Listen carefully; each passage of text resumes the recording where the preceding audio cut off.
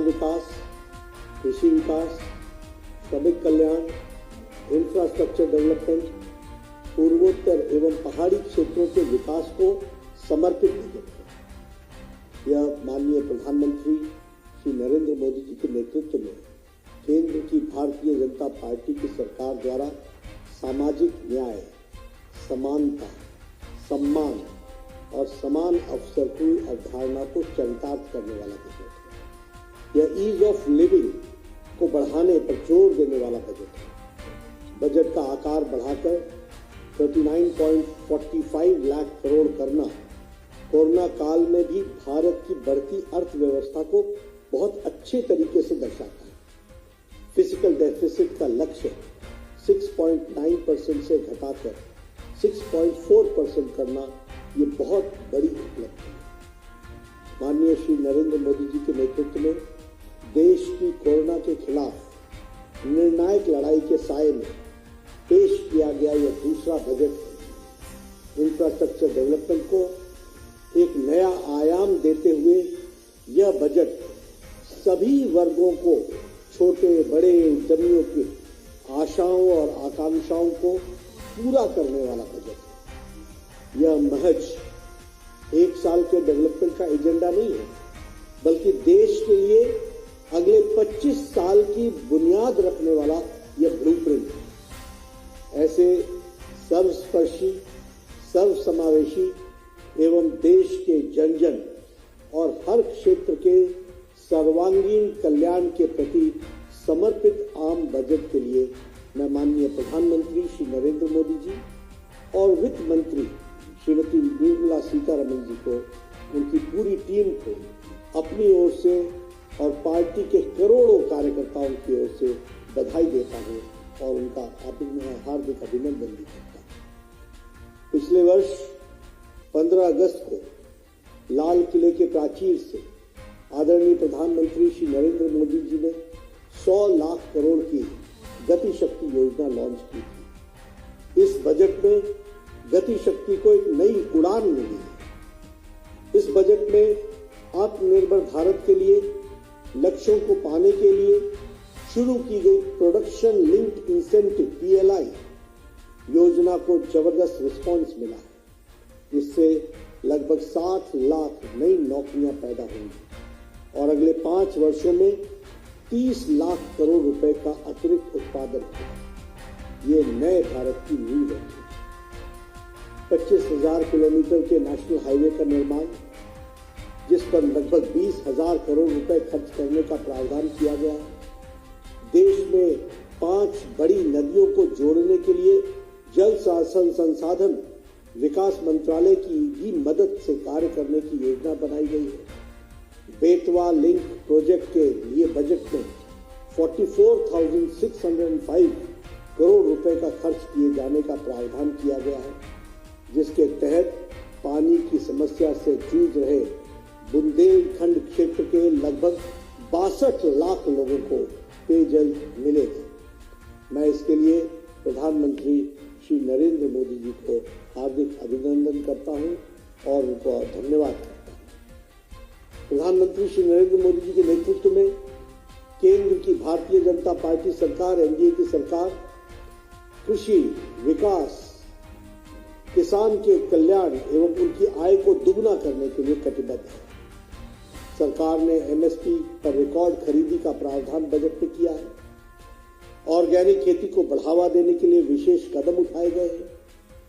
गंगा किनारे रहने वाले किसानों की जमीन पर खास फोकस दिया जाएगा, जिसके लिए 5 किलोमीटर का चौड़ा कॉरिडोर बनाने की योजना बनाई गई है। लैंड रिकॉर्ड्स के लिए डिजिटलाइजेशन की योजना पर भी जोर दिया गया है। इस बजट में 130 लाख MSMEs की मदद के लिए सरकार द्वारा 2 लाख करोड़ का एडिशनल लोन मुहैया कराने के लिए कदम उठाए गए हैं। अगले 5 साल में MSMEs को लगभग 6,000 करोड़ रुपए की आर्थिक सहायता दी जाएगी। साथ ही यह व्यवस्था भी की जाएगी कि इसका सदुपयोग हो सके। इस बजट में प्रावधान प्रधानमंत्री आवास योजना को एक विस्तार दिया गया है। गरीबों के लिए 80 लाख अतिरिक्त घर बनाए जाएंगे। इसके लिए बजट में 48,000 करोड़ रुपए का बजट आवंटित किया गया है। भारत के संघीय ढांचे को मजबूत करते हुए श्री नरेंद्र मोदी जी की सरकार ने 2022-23 के में राज्यों को 1 लाख करोड़ रुपए का आवंटन करने की घोषणा की है, जो 50 साल के लिए ब्याज मुक्त होगा और राज्यों को दी जाने वाली सामान्य ऋण से अलग होगा। मैं इस ऐतिहासिक कदम के लिए माननीय प्रधानमंत्री नरेंद्र मोदी जी को और केंद्रीय वित्त मंत्री श्रीमती निर्मला सीतारमण जी का स्वागत करता हूं। नॉर्थ ईस्ट के विकास के लिए 1500 करोड़ रुपए का प्रावधान है। वहीं उत्तरी बॉर्डर पर स्थित गांवों के विकास के लिए वाइब्रेंट विलेज प्रोग्राम चलाए जाने का प्रावधान किया गया। टेली मेंटल हेल्थ प्रोग्राम शुरू किए जाने की भी घोषणा की गई। साथ ही मिशन शक्ति, मिशन वात्सल्य, सक्षम आंगनवाड़ी पोषण 2.0 अभियान के भी शुरू किया गया है। साथ ही साथ 2 लाख आंगनबाड़ी को भी अपग्रेड किया जाएगा। लगभग 60,000 करोड़ रुपए की लागत से हर घर नल जल पहुंचाने का प्रावधान किया गया। देश के सभी 1.5 लाख पोस्ट ऑफिस को बैंकिंग से जोड़ा जा चुका है। अब आजादी के 75 साल पूरे होने पर 75 डिजिटल बैंक 75 जिलों में बनेंगे।